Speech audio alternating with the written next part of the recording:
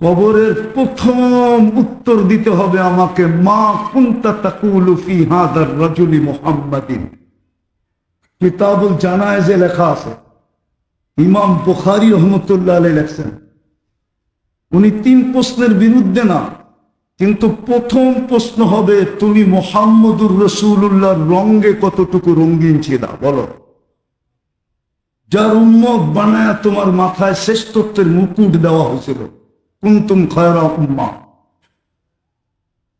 যার উম্মত হওয়ার কারণে তোমাকে আমি কুদরতি হাতে বাছাই করছিলাম, ওয়াজতাবাকুম, কুদরতি হাতে তুমি বাছাইকৃত। যার উম্মত হওয়ার কারণে হায় হায় তোমাকে আমি এত বেনিফিট দিছিলাম যে ইচ্ছা করলে 80 বৎসরের জীবনের সমস্ত রিকভারি তুমি এক রাত্রে করতে পারতে। তারপরও তুমি আল্লাহর কাছে পাওনা হইতো, আল্লাহ তোমার কাছে পাওনা হইত না। এক রাত্র 83 বৎসর, 80 বৎসর বাঁচার পরেও যদি মরে যেত, আল্লাহ যদি জিজ্ঞাসা করতো কি নিয়ে আসছো, তো বলতে পারতো এক রাত্র নিয়ে আসছি। আল্লাহ যদি বলতো এক রাত্র, কেন এক রাত্রই তো 83 বৎসর, আমি 80 বৎসর ছিলাম, 80-তে 80 বাদ দিয়া দেন, তারপরও তো 3 বৎসরের পাওনা আমি। কি যুক্তি, যৌক্তিক না অযৌক্তিক? হ্যাঁ, কার কারণে পাইলেন আপনি এত বড় শ্রেষ্ঠত্ব? হ্যাঁ, 5 ওয়াক্ত নামাজ জামাতের সাথে পড়লে 1350 ওয়াক্তের নামাজ লেখা হয়। কার কারণে? হুজুররা মনে হয় মানে না, হুজুররা মানতেছে না। কি মানেন? কেমনে? একা পড়লেই তো 10 ওয়াক্ত, জামাতে পড়লে 27 গুণ বেশি। 10কে 27 দিয়ে পূরণ দেন, 270 ওয়াক্ত পার ওয়াক্তে। 5 দিয়ে আবার 270-কে পূরণ দেন, 1350 ওয়াক্ত। কার কারণে পাইলেন? মুহাম্মদুর রাসূলুল্লাহর কারণে পাইলেন।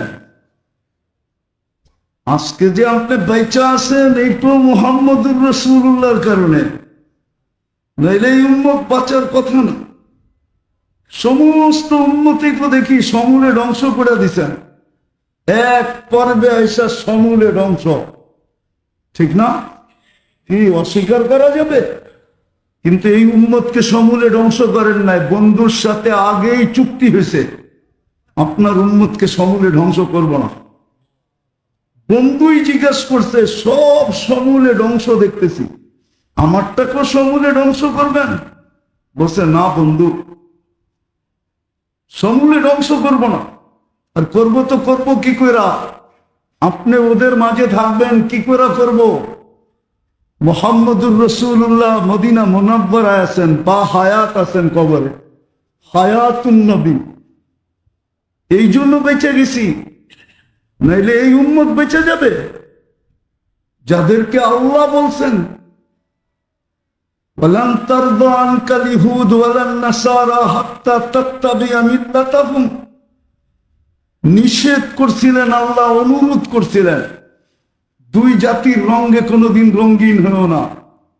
এই জন্য প্রত্যেক নামাজে ইমাম সাহেব চিৎকার দিয়া পড়ে, গায়রিল মাগদুবি আলাইহিম ওয়ালাদ-দাল্লিন, আর মুসল্লিরা পুরা মসজিদ আমিন বইলা ফাটাইতে থাকে। পরিপূর্ণ নিষেধ করছিলেন। যুবকদের চুল দেখলে তো মনে হয় না, ওদের চুলের স্টাইল তো বলে ওরা অন্যের রঙে রঙিন, ওদের টি শার্ট দেখলে মনে হয় অন্যের রঙে রঙিন, মা বোনদের পোশাক আশাক দেখলে মনে হয় অন্যের রঙে রঙিন। 99.99 উম্মত আজকে অন্যের রঙে রঙিন। মুহাম্মদুর রাসূলুল্লাহর রঙে কেউ রঙিন না, বরং এটাকে ভালোই বাসেন। আল্লাহ রসুলের আদর্শকে ভালোবাসেন, সুন্নতকে ভালোবাসেন, রংকে ভালোবাসেন। নাইলে 50 টাকার চুল 500 টাকা দিয়ে কেন কাটাবে? জিজ্ঞাসা করেন, সমস্ত ডিজাইন মাথার নেটের থেকে নেও, 500 টাকা দিয়ে চুল কাটে যুবকরা। 1000 টাকা দিয়া কাটে চাঁদ রাত্রে, 2,000 টাকা দিয়া কাটে, 4, 5 ঘন্টা সিরিয়ালে বসে থাকে, ঠিক না? 14 তারিখে ফুলও দেয়, হোটেলে খাওয়ায়, পার্সেল দেয়। যদি WHO বলতে পারতো যে কলিজা বুনা করে দিলে মরবে না, তাইলে তো ওরা কলিজাও বুনা করে দিত, ঠিক না? তারপরও তো শেখ খায়, সবগুলার চেহারা বলে শেখ খাওয়া। আমি অলিও না, আবার একবারে খালিও না, কিন্তু বাংলাদেশে এরকম 31st নাইট, বাংলাদেশে এরকম। অথচ আল্লাহ কোরআনে সুস্পষ্ট করলো,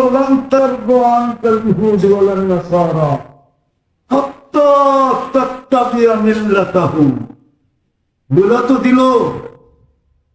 যার কারণে আল্লাহ আমাদেরকে এত ফ্যাসিলিটি দিলেন। কবর ভালো মতে শুনি, কবরের প্রথম প্রশ্ন, মা কুনতা তাকুলু ফি হাদার রাজুলি মুহাম্মাদিন।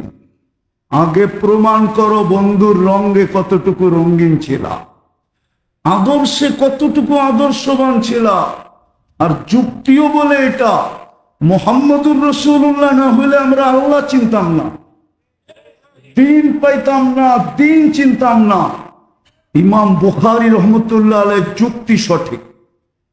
যেটা আবারও পিছিয়ে যেতেছি, দুনিয়ায় কে কতটুকু ফেমাস, কে কতটুকু পরিচিত,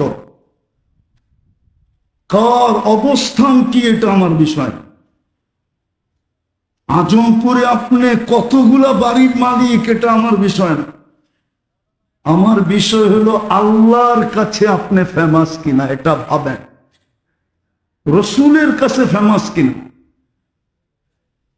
মনে উঠলো, এই জন্যই বলতেছি,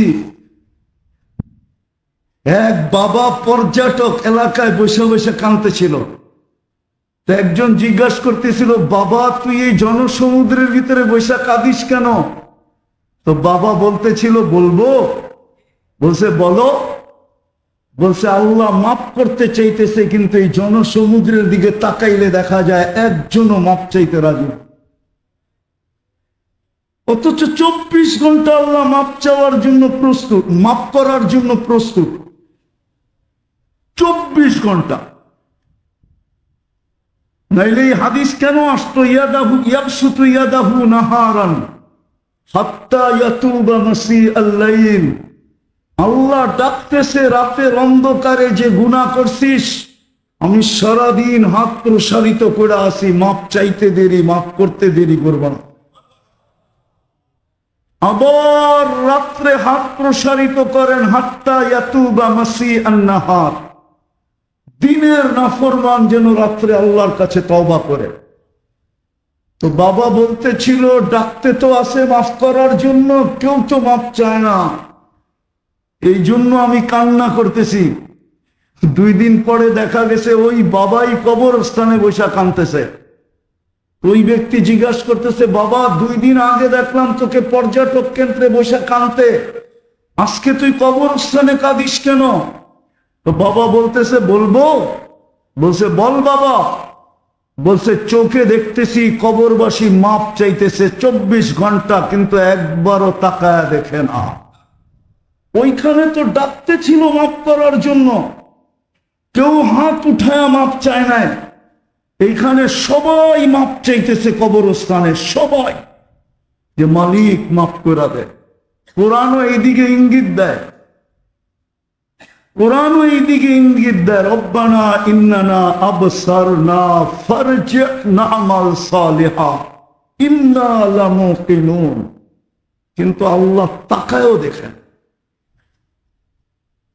বিদায় আমার কথা বিষয় হলো যে আপনি আল্লাহর কাছে কতটুকু ফেমাস পাবেন,